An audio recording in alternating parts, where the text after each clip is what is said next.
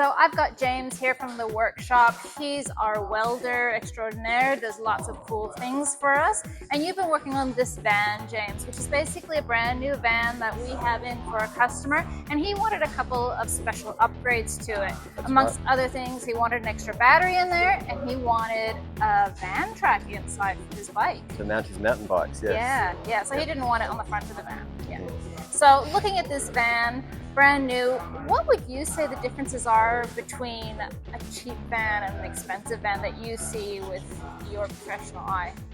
So I'll start at the chassis. Like the strength of a Caravan has to start at the chassis. So the strength is built from the bottom of the structure up.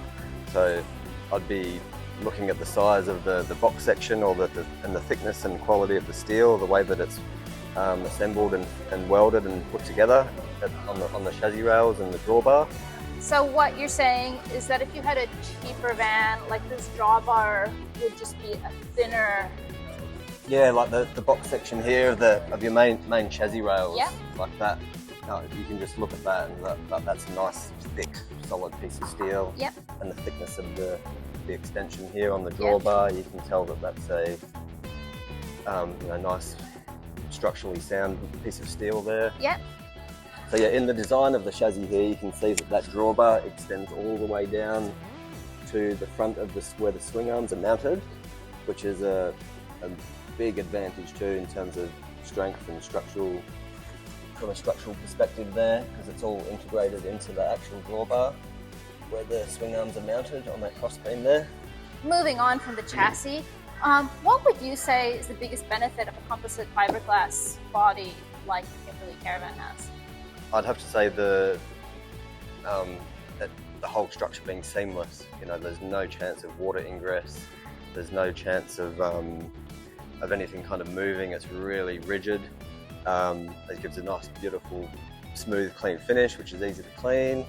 It's very insulating because it has insulation in between the outside layer and the inside layer. And then it has no wood, so you've got no chance of wood rot. No chance of any wood rotting. Yeah, which is a big difference. If it does get water inside. If it does get water inside, which is unusual.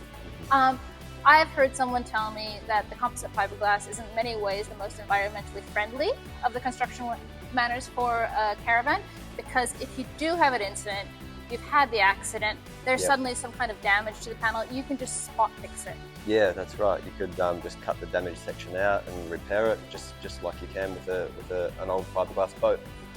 One of the final things that we might point out of the top 3 things that you're doing and comparing is the appliances. So when you're looking at a more expensive Caravan, it will have more than just a basic 12-volt system in it. Like these units come with a 48-volt system. That's right. Yes. And then they have nice induction cooktops, nice fridge freezers, and things like that. Yep. And it'd be worth mentioning the integrated diesel hot water system as well, which also has a cabin heater integrated. Yes. Which are super efficient. They work really well. Yeah, so you're not using your battery system. That's right, yeah. The compostable toilet system, just all the appliances, you'll see that they're quality appliances in these units, versus if you're looking at a cheaper $15,000 to $20,000 van, you might just have a porta potty in there.